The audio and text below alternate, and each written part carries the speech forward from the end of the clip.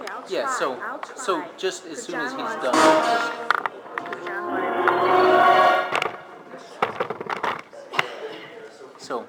So I'm just going to point it at him there, and then we can turn it that way. Okay, so why is it you can't do this? Because I'm going to be sitting there. Oh, well, that's a good reason. So you want me to do it for the whole time? No, he's only going to be up here for 5 minutes, and then after that it'll just be on us over there. Oh, okay, so you want Phil. Yes.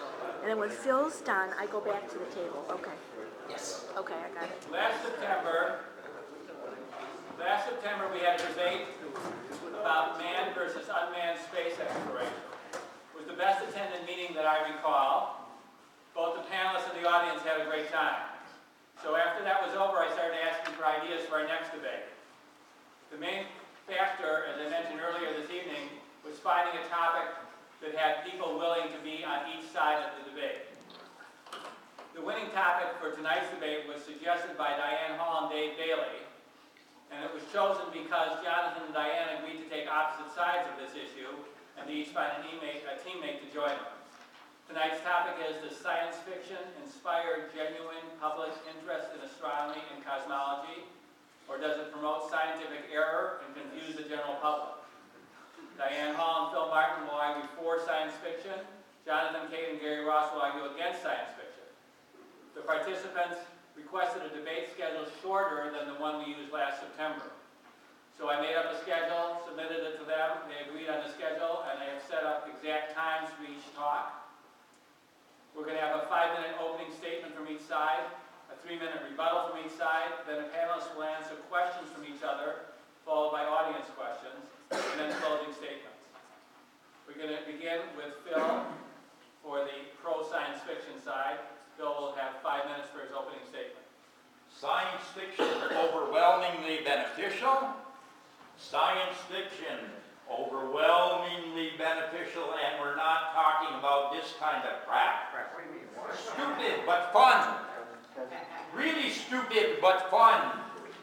Just plain stupid.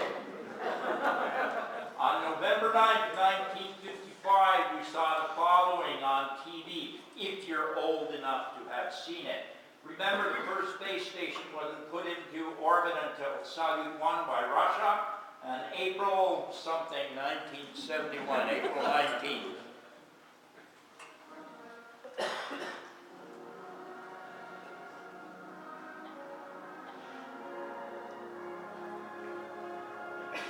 Science fiction theater. I lived for this in 1955. We didn't have a TD.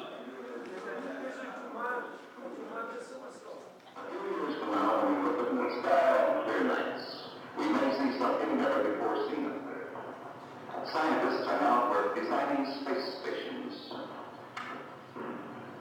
Man-made satellites that will revolve around the Earth at 18,500 miles an hour, several hundred miles above us. Notice the graphics, not as good as they are today. One day serves as a platform far above the Earth's atmosphere, from which scientific data can be discovered. From which scientific data is being extracted now. We're also not just talking about science fiction, TV, and movies. There is a vast literature in this category. It is so good, in fact, that the 2007 Nobel Prize in Literature went to Doris May Lessing, in part for her novels dealing with science fiction, or more succinctly, space fiction. Asimov's Science Fiction magazine's instructions to authors: good science fiction is about character, not gadgets. In general, we're looking for character-oriented stories, those in which the characters, rather than the science, provide the main focus for the reader's interest.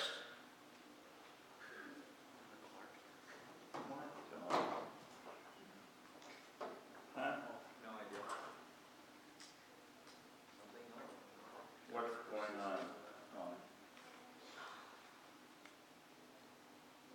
There we go. Okay. Nature is not only queerer than we suppose, it is queerer than we can suppose, by J.B.S. Haldane. Also, do not confuse reality and accuracy for artistic license, also known as dramatic license, historical license, etc., etc., etc. As hideous, evil mutants. They be sweet and well-mannered. But I don't pay $7 to see an alien play with a puppy, and that price, he better eat it. $20 a show now. I want to see the puppy getting eaten.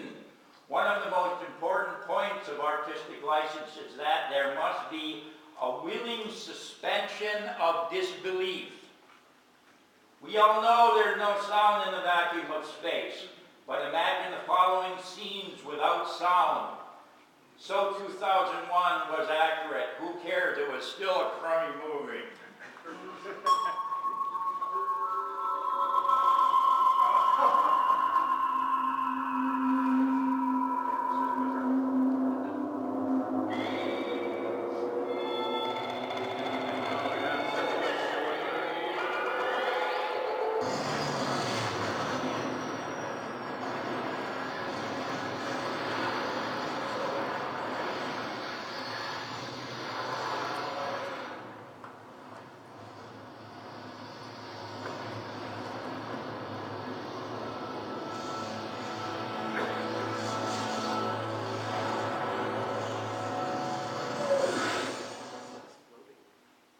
Or maybe you would prefer no science fiction at all. We should not embrace science fiction.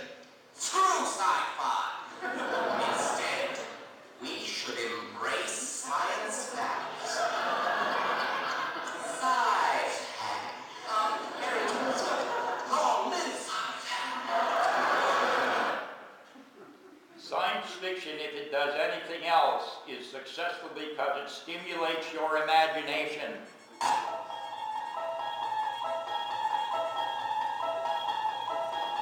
You unlock this door with the key of imagination. Beyond it is another dimension. A dimension of sound. A dimension of sight. A dimension of mind.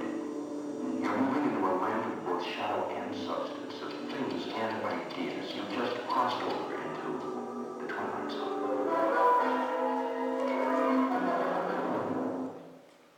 I could produce a laundry list of famous people who believe science fiction was critical in their choice of professions, but I won't. Both sides could go on and on, quoting this person or that, presenting statistics that may or may not be relevant. I'll give only one. According to renowned physicist Stephen Hawking, science fiction is useful both for stimulating the imagination and for diffusing fear of the future. Yet to some, science fiction is a distraction from real science. My quotes: I am a research scientist and I do real science. Not smart enough for Sigma Psi though. Sigma Psi, the honorary society of research scientists and engineers, more than 200 Nobel laureates into membership, is exploring new ways to inspire the next generation for scientists and engineers. July 2010, they set this out. Our question to our members was, did science fiction influence you? The overwhelming response was yes. Thank you, Phil.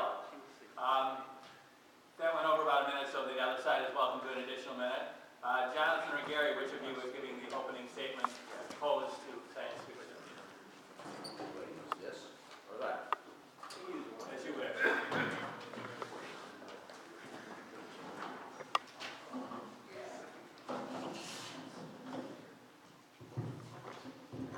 With the exception of the last two sentences of the foregoing, the respondents are mystified by the opening statement of the moving party. Does science fiction genuinely inspire public interest, or does it confuse the general public? One must be careful at how questions are formed, because to admit either of these possibilities is immediately to concede the argument of one's opponents. It is our contention that science fiction influences popular understanding of and interest in science every bit as much as Harry Potter influences American understanding of British social mores. We do not necessarily dispute that Nobel laureates in some majority of a small population, Nobel laureates are, may be influenced by science fiction, but the word public is important in the formulation of this debate. General public. Does The Lord of the Rings influence an understanding of and interest in German linguistic study? Not measurably. Now, it would be wrong of us to say that science fiction is worthless, or that it is illegitimate. It is a noble branch of literature. Both of the respondents have dipped deeply into its well in our days. However, what disinformation, what confusion, because that's in the original framing of the debate, has been visited upon the society or the general public is dwarfed by other independent variables in no particular order. Disingenuous politics, religion, and since the 1940s, ufology. Now, these three antagonists to public understanding of science, and especially the space sciences and astronomy and related engineering disciplines, may in their own selves be overshadowed by the general education deficiencies in our society, which are not necessarily the product of defective schools, but are endemic to social thinking in North America, a cultural defect. We will grant certain things. Science fiction has raised expectations from reasonable plot devices to those things which are truly unreasonable. 1, a densely settled universe. 2, the anthropomorphic characteristics of any species one may encounter in extraterrestrial worlds. 3, social problems are relatively amenable to engineering solutions. 4, the future is inherently dystopic as an interesting plot device. Particularly annoying is the bizarre notion that we are frequently visited by extraterrestrials. Now, these are all reasonable plot devices for science fiction, but it does confuse the general public. I once said in a moment of absolute frustration on another subject to do with the mass media, that because of television and movies, Americans have ceased to be able to tell the difference between right and wrong, which is a minor thing. I have my own difficulties. But fact from fiction. The big hoopla about Pearl Harbor Day in 2001 took place in May, not in December. Why? Because of some sugar in a movie. Now, whether these commentaries as fiction or plot devices, quote, promote scientific error and confuse may be beside the point when viewed through the lens of social policy. The last 3 points do not need science fiction literature and film to gain traction amongst the general public, broadly defined. And those 3 points are ufology, disingenuous politics, and an education system, a social attitude. We're not going to turn this debate into a referendum on public education. Science fiction errors have not distorted public education standards in Texas. Science fiction errors have not defunded NASA climate research. Science fiction errors have not caused American primary and secondary students to fall so far behind their competition in other countries. Of course, science fiction has done nothing measurable to avoid these poor decisions. But we will say this in defense of science fiction, and it is not a small thing. Properly crafted, It does create a sense of wonder.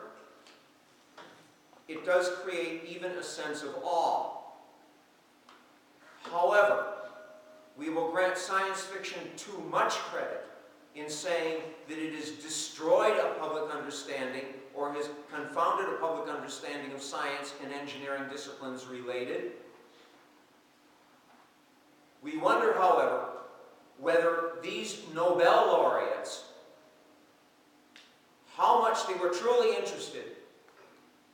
made interested in science through science fiction, or whether it was the other way around. Were they technically and scientifically and intellectually oriented before, and then went to science fiction to fill a certain spiritual or artistic need? Not the other way around. The respondents find it beyond belief that this population, or this majority of Nobel laureates, could have been sent into science and related engineering disciplines by the literature they read, either as young adults, as children, or even as educated adults. If the public is, quote, confused or ignorant, this could be something of the human condition. These intellectual inquiries are demanding. One requires study in science. We're all in this room because we enjoy studying these things. Can we honestly blame the general public because they are not interested in these things? They have been unwilling to make these investments. But to say that the plethora of science fiction, which we have seen in the last 50 years, has confused the general public, we will say that in certain fields of intellectual endeavor, in the general sense, it has. And we don't have to niggle about whether there can be matter transporters or whether alien women look like runway models and speak French. Parisian French, no less. No habitant stuff from Quebec, unless the movie is made in Canada. Gary, we have to put some limit on your opening statement. Then you should have given me the high sign. Okay, well, both sides went over a minute and a quarter or so on their 5-minute opening statements, so we're about even, I guess. We next have rebuttal from the pro side. Diane, will that be you? Yes, it will. Should we sit here? All right. Does this work? Yes. All right, so, very passionate, Gary. However, I believe that it dovetails nicely into my argument in favor of science fiction, or rather, being against science fiction for those reasons. Don't look at him, look at the mic. In 1995, Carl Sagan, astronomer, astrophysicist, cosmologist, tireless popularizer of science, and future unwitting YouTube sensation, published The Demon-Haunted World, a work to promote the scientific method and critical thinking to lay people, that being the very public with which this debate is concerned. Sagan, a first-line skeptic, saw no contradiction between promoting skeptical thinking and writing Contact, a science fiction novel about contact with extraterrestrials and traveling through wormholes. You can say that Sagan wasn't above mistakes. The turtleneck sweaters he fancied demonstrate that pretty well. And Sagan himself would be a person who would not endorse an argument from authority. Carl Sagan does it, therefore it's good. However, by looking at how he was able to embrace this apparent contradiction between approaching the world in a scientific manner with one's quote-unquote baloney detector ready to process the world around you, and kick it back with a book about wormhole travel and aliens, we might learn something. as Phil pointed out earlier, one must not confuse accuracy with dramatic license. Travel through wormholes presented as fiction, we're good. The face on Mars and alien abductions presented as fact and conspiracy fodder. Mr. Sagan was not down with this, and neither are we. The problem is not science fiction. Science fiction presented as such doesn't delude or mislead the public if the public is equipped with the essential critical thinking skills that Carl Sagan advocated. If one has a functioning baloney detector and can separate dramatic license and artistic devices from claims of fact, then we can all enjoy science fiction and science fantasy, whether as lessons, didactic fiction made palatable with appealing characters and wonderful worlds that you want to get lost in, or as inspiring speculative fantasy that uses our world as a springboard. To come down on the medium isn't just shooting the messenger, it's shooting holes in the mailbag whether or not you wanted the letters. Thank you. Now we will have the rebuttal by the con side. Jonathan? Can you hear through this mic? Yes. Sounds like we've unwittingly stumbled into some agreement. I think to return to Phil's opening statement, I think the third slide featured good science fiction writing instructions from Isaac Asimov, and it instructed the writer to focus on characters rather than science. I think that says a lot. That's true of pretty much all fiction. If fiction tells us any truths, it's about human nature and about the things that we know. And if it inspires us to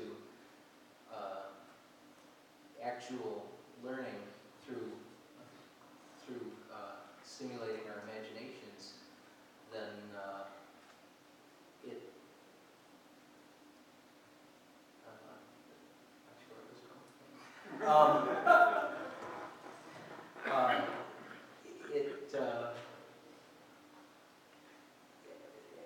Phil said, if it is successful at all, it stimulates our imaginations.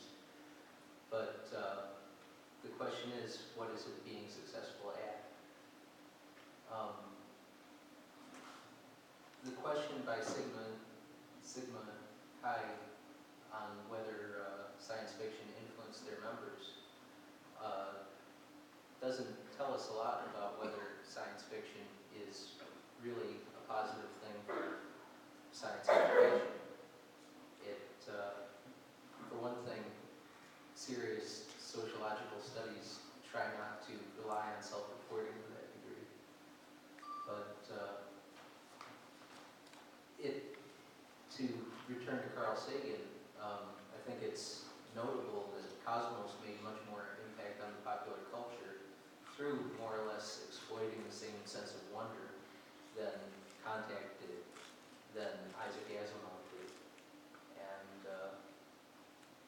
I think the sense of wonder is extremely important, but I don't think we should give it credit for contributing to science education. I yield my time. Thank you. Now the pro side, Diane or Phil, will ask the con side a question. All right, Gary, when you talked about which came first, the chicken or the egg, in reference to Nobel laureates and other leading scientists,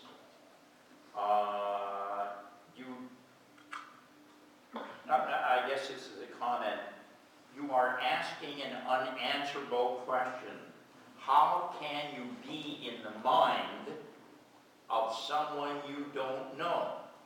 I can answer for myself because I am and have been a successful scientist, although not a Nobel laureate. Okay? Abbott and Costello meet Frankenstein, and Frankenstein got me going on chemistry. And by the time I was 14, I had a laboratory that was better than the colleges. So how can you make statements about people in a context in which you don't know what was in their mind and can never know? Okay, Jonathan or Gary, would you like to answer that question? Yes, I am happy to answer the question. You're quite correct. One cannot know. In an omitted section of the opening statement, we said model building is impossible one way or the other. I'm not trying to homogenize the question, but I do agree with you. On the other hand, you as the moving party put it into evidence. I simply attacked that evidentiary showing. Now, it's true. I cannot psychoanalyze these billion people.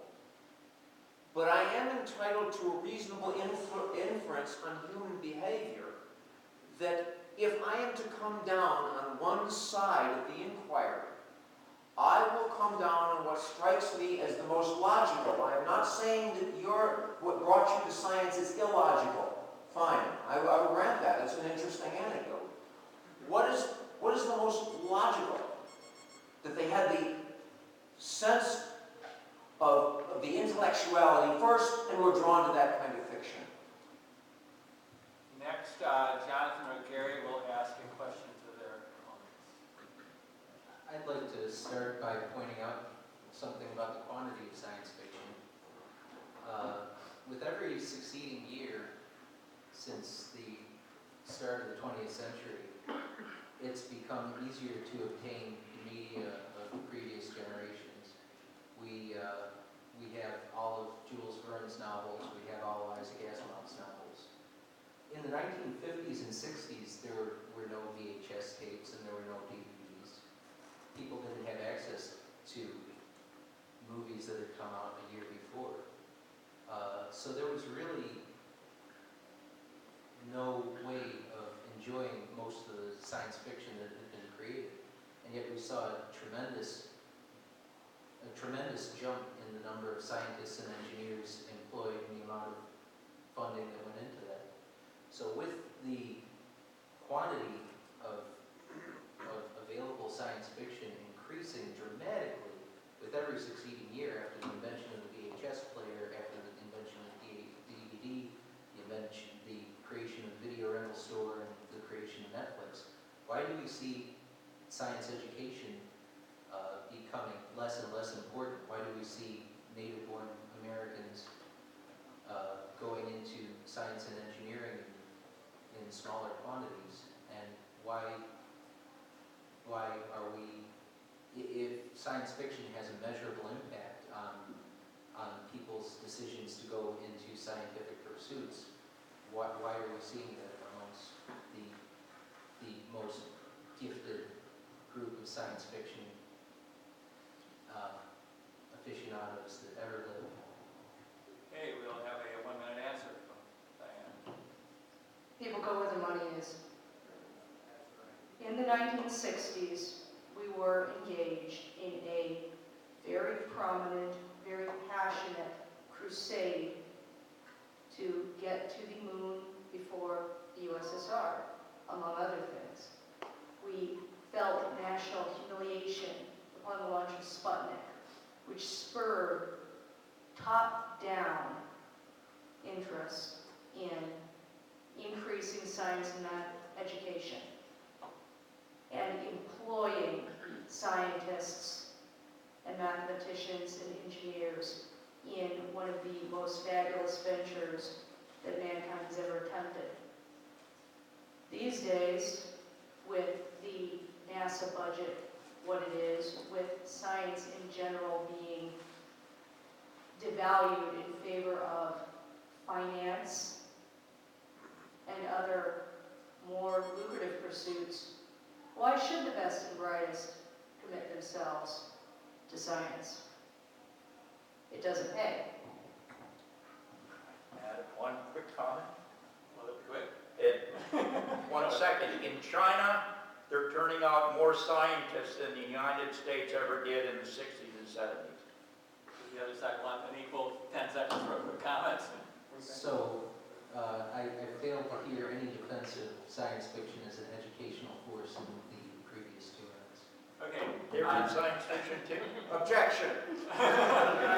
Next, we are going to go to audience questions. First, we need an audience member who would like to ask a question to Diane or Phil. No audience Oh, questions. come on! You don't want to make Phil angry. He doesn't like that. Okay, Marty. Okay, why is science fiction not a regular course in school to spur an interest in science? In some schools it is. In some schools there are writing courses in science fiction in the English How about department. as a national standard? I haven't got a clue why there's not a national standard. Can't answer the question. And did you want to answer anything to that answer? The respondents? No? Okay. Next, we have audience member to ask a question to Jonathan or Gary. David. Yeah, this is for Jonathan. What could NASA do with the budget of American science fiction films? That's a wonderful question, and I started looking into that, but it turns out that it's really difficult to get statistics on how much the entertainment industry actually comprises out of GDP each year. I kept running into paywalls on databases, so I really wanted to answer that question with numbers, but I can't. But can I at least say a lot? Let the record show, a lot. Armageddon alone would have paid for several trips into the outer solar system.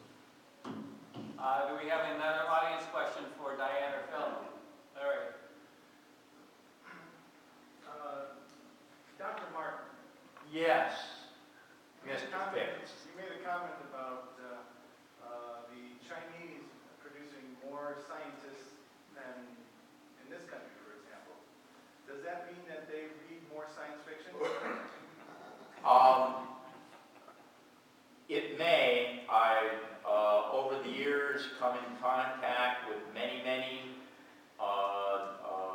Chinese graduate students, and from time to time, I hear that books are, well, a lot of them can read English now, but I have heard that some books, particularly things like Jules Verne, okay, have been translated into Chinese characters. Okay, how much they read, again, I don't know a statistic, I can't answer that. But I do know Chinese graduate students. We've come across a lot of them. In fact, in our department, the great majority of graduate students are Chinese. Okay, at Wayne State University. We have a audience question for Jonathan or Gary. Gary? This is actually just a comment on something that Mr. Ross had said. This is for the cons at the side of the table. You made a comment about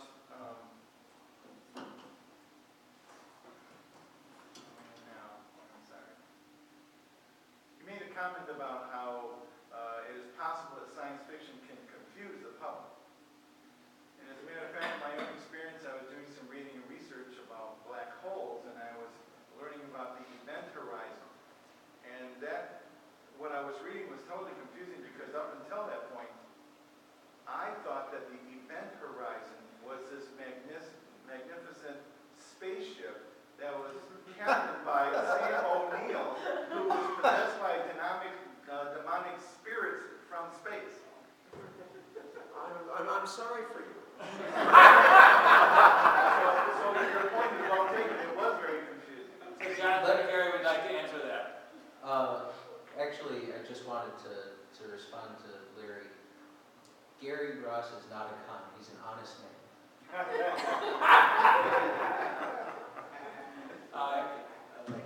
Jonathan or Gary, you have a minute to respond to Larry's. I find it, I'm confounded by the comments, so I will fail to respond, but I'll read into the record of these proceedings. This is from Millennium Philcon Program 2001. I was counting the educational backgrounds of those who chose to give them. PhD, quantum mechanics, physics, math, engineering, physics professor, anthropology, astrophysics, information management, physics, physics or math, physics. This is at the big Philadelphia convention in 2001. But I'm going to ask a rhetorical question that is nonetheless pertinent. Were these people drawn to science fiction because of their educational backgrounds, or do their educational backgrounds derive from their science fiction interest? What makes the most sense? Okay, do we have an audience question for Diane or Phil? Ken? You inferred in the very, very beginning of your presentation that, that the influence of science fiction on these Nobel laureates, they had said that science fiction had influenced them to move to science or something to that effect. I am trying to understand what the difference is, and I think that Gary alluded to it, the difference between a potential Nobel laureate is and the general public. And I thought this debate really centered in on the fact that was it good for the general public or was it good for Nobel Prize winners? That doesn't equate. I mean, you can't, what I'm asking is the general public, I believe, doesn't get it and aren't going to get it. Nobel laureates will. Give me the difference. Okay, Diane and Phil. Oh. Go ahead. Go ahead. You picked out, see, what you saw was 200 Nobel laureates. There are thousands and thousands and thousands of members of Sigma Xi, honorary scientific fraternity, By the way, who that's Sigma don't, Chi, not Sigma Chi. who, Sigma, no, Xi. Sigma Xi, it's Sigma Xi. Sigma Chi would be Sigma CHI. That's correct. Okay. There are thousands and thousands and thousands of members of Sigma Xi who don't win Nobel Prizes. I have to criticize their question, actually. They didn't ask if it influenced them in a positive or negative way. You actually specified too far for me, and I'm going to take you back on this one. All right. Because you did focus on the 200 laureates. I'm talking about even the members of Sigma Xi are not the general public. These are the elite of intellectuals in the scientific community. And how do you relate the Sigma Xi members, even if there's thousands of them, to a general public that doesn't get anything? I just presented one statistic. Okay. But There are a lot more statistics, but I didn't want to make the presentation one of, he said, she said, look at this. He said, she said, look at it. Okay, audience question for Jonathan and Gary. Gail? Well, I'll make this a compound. I'm a member of Sigma Xi, and I would say I learned to read in the first grade and second grade largely by reading science fiction and comic books. I would say it had quite an influence on me. And I would say that there's this chicken and egg question, and I think perhaps I could suggest a resolution to that question, at least an argument in favor of a resolution, which is, I think, at a very young age, by the time somebody can read at all, and even before one can read, one can watch science fiction in the media and appreciate science fiction and get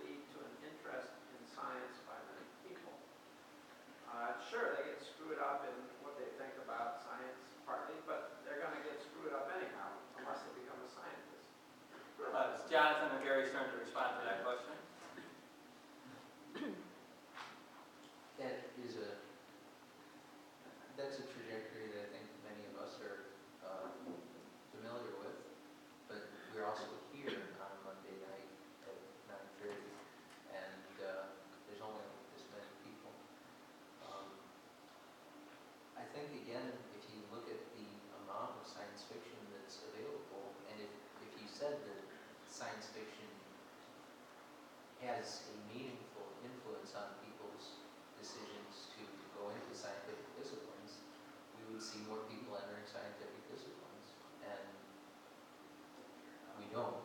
Okay, Dale, Well, develop. if I can respond to that, there's a huge amount of literature, not just science fiction literature, available. That doesn't mean that people are reading it.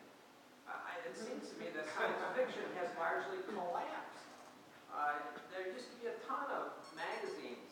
But films, TV shows, et cetera, I mean, the amount of all media, video games, is huge, incomparable to any previous era. I've stopped watching Okay, television, so I don't know. We're going on to the next question. Next is an audience member comment or question directed to Diane or Phil. Go ahead. Yeah, so consider the possibility that the distinction actually follows the observation that the number of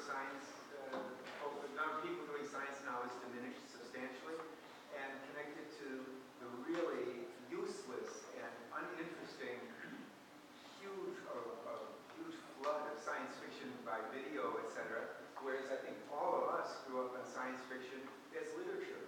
Occasional movies and a few things, but the literature is really what captured, I think, from myself, I'm sure. Heinlein has Spacesuit Will Travel was something that was really formative from my youth. But the movies now, who would want to do science from most of these movies? I mean, after all. And the Chinese don't have such an exposure to our movies.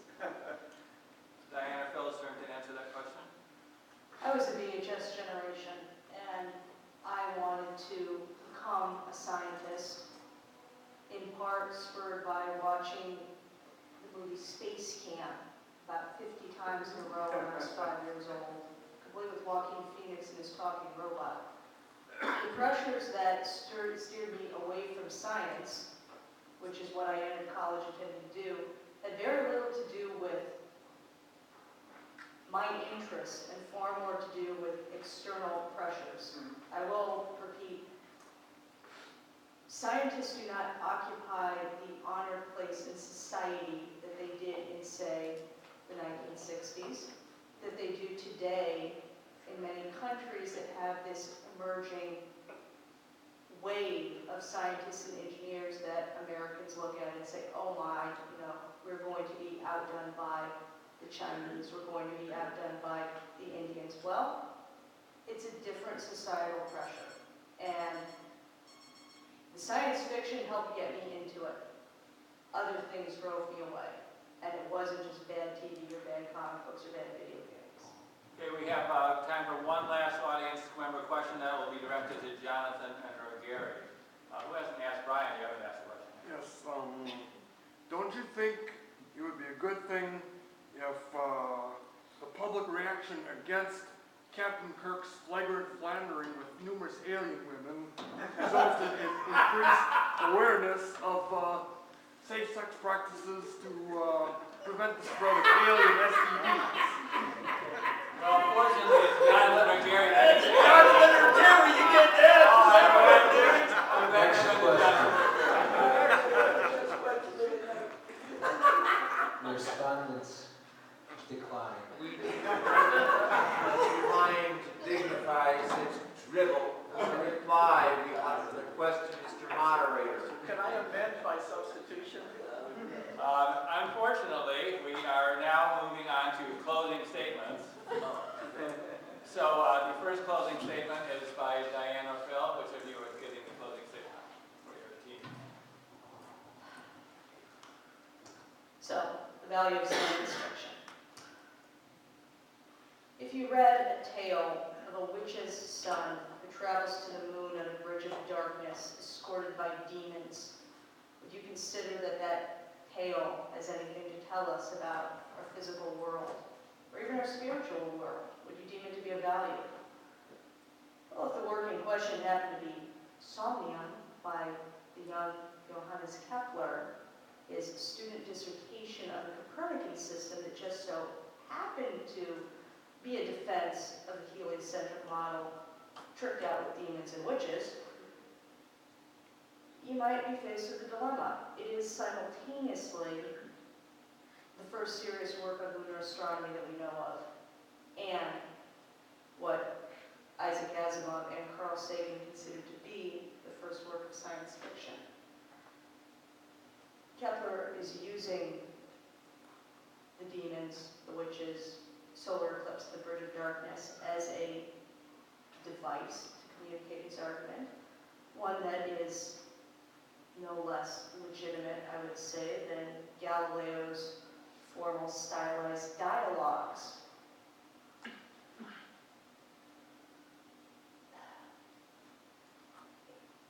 Just as Kepler's work represents a divergence from earlier visits to the moon, say Dante's visit there in Paradiso, spiritual in nature, not physical, or the amusing but very inaccurate trip of the night Astolfo to the moon in Elijah's chariot in the 16th century poem Orlando Furioso. These earlier stories came out of myth. With Kepler, he, like Galileo, is communicating his argument, a scientific argument, in a fictional setting. Rather more bizarre than anything Galileo did, but legitimate. All right, Kepler was weird, you say. Point taken, he was. But science fiction from then on has a dual purpose. It does inspire, as even our opponents here have admitted. It can inform. It doesn't have to. No fiction has to. But the value that is embedded in it, science fiction at its best, should not be cast aside because of a lack of understanding in other areas. I would have liked the opportunity to ask our opponents about how they feel regarding errors in medical literature or medical dramas on TV or movies, or legal errors as represented in fiction. Again, we have dramatic license, we have artistic license, it's a different issue than accuracy. Lots of fiction is garbage. Lots of fiction misleads. If you allow it to, if you don't go out in the world with your baloney detector at the ready to filter and question and process. And in my opinion, blaming the ills of the current state of American science on science fiction and saying, well, we've got all this stuff out there, it must not be doing any good. We must have a lot out there that must not be doing any good, given how many fantastic poets or fantastic playwrights have we seen lately? I guess all the books written in the world must not be doing any good. It's might not convince the die-hard anti-science fiction fan, but I'd say lighten up. Sharpen your baloney detection skills and enjoy what the world has to offer us in terms of fiction. And the fictional heroes who sailed to the moon, journeyed to the center of the earth, and traveled where no man had gone before, have much to fire our minds and our imaginations. Thank you. Now we'll have the closing statement from Jonathan McGarry. I would very much like to answer her question, which she very much would like to ask. Many centuries ago, our ancestors looked up at the stars, an infinite sky from a tiny world, a world whose boundaries could be measured in the dozens of miles. They told stories about what they were, how they got there, what they meant. Did they believe in the literal truth of those stories? It's impossible to say. But it helped satisfy their yearning for a world beyond their daily lives. Science fiction does much the same today. The banner of fiction tells us not to believe it, demands that we willingly suspend our disbelief. Its many violations of scientific laws and other deviations from reality are for dramatic purposes. It's unfair to hold it to science fact. How true to reality is any fiction? We ask that it excite our imaginations, that it ignite our sense of wonder, that it explore the human being. It is unfair and unwise to ask the history student to learn their study from the once and future king. It is equally so to ask a medical student to learn from a journal of the plague year or from Monty Python. And it is every bit as much a mistake to assign science fiction credit or blame for science education. So let's enjoy the wonder of science fiction. Let it scratch our itch for something beyond our lives. But let's not kid ourselves that it aids education, that it leads youths into productive lives as scientists, that it offers us hope for the future of science education in our nation and in the world at large. Let's not confuse entertainment with the grueling and uncertain work of education. Well, thank you all four of you. I am astounded every time I come to a meeting of this group for the last 7 years how smart everybody in this club is and how lost I am among these giants. But all four of you did an amazing job of covering this issue very well.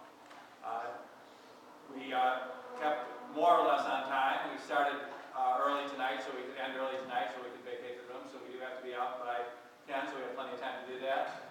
We do meet after every Cranbrook meeting at the Red Coat Tavern on Woodward, north of 13 Mile. If anyone would like to come over and snack and chat, we have an informal discussion group there for anyone interested after every Cranbrook meeting. Thank you.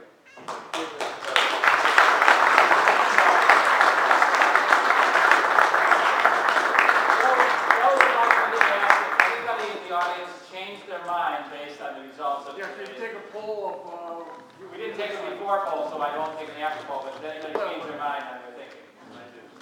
Okay. I'd say this was much better than Charlie Sheen.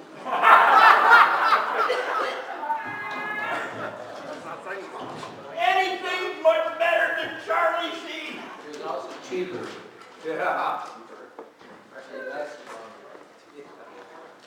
Actually, he is a work of science fiction. We got a raffle now, right? We will have the raffle, but I will have to do some organizing to determine how much, in fact, we have.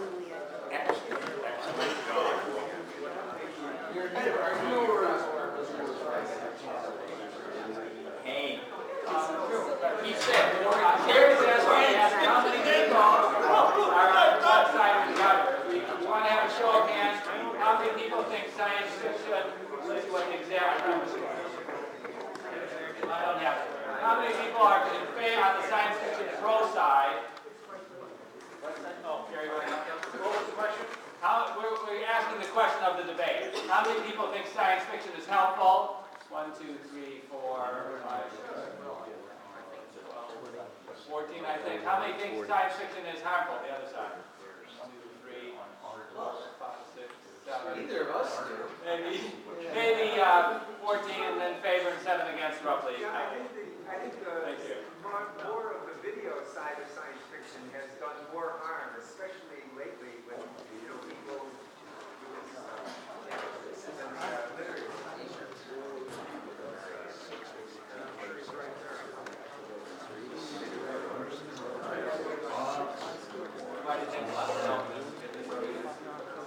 Hey, great job, you guys. Thank you. A lot of fun.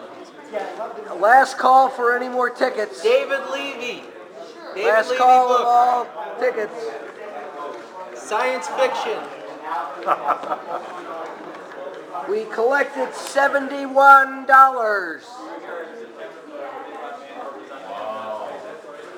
Because I'm so good. Wait, let me blind. Let me see how many movies I have.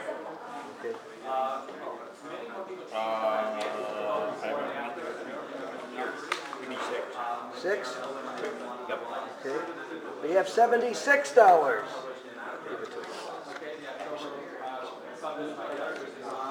that a record? No. How we do? Is that a record? 76. The first drawing we're gonna have is for this book. No, the only drawing we're gonna have is for this book. The money's not gonna be? The money's not, no, We have a prize. No, We have no, a you prize. do. No, we have a prize. There is a prize, there's no 50-50. No. No, this That is, incorrect. you are not on the board. That's my charge I'm right trying to tell there. you, people haven't thought of getting the money, that's what they're looking for, so the point is you can't change the rules in the thing. So the But he prize changed is it money. before we started. He said